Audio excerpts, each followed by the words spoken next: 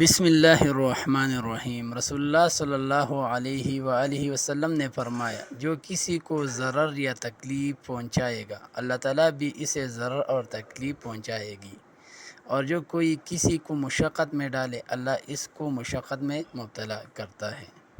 یہ حدیث ہے ترمذی 2024۔ ایک اور حدیث ہے حسن اور حسین رضی اللہ تعالی عنہ کے بارے میں۔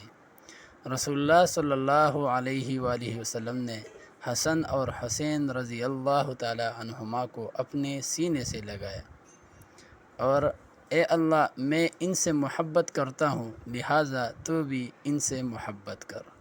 مسند احمد۔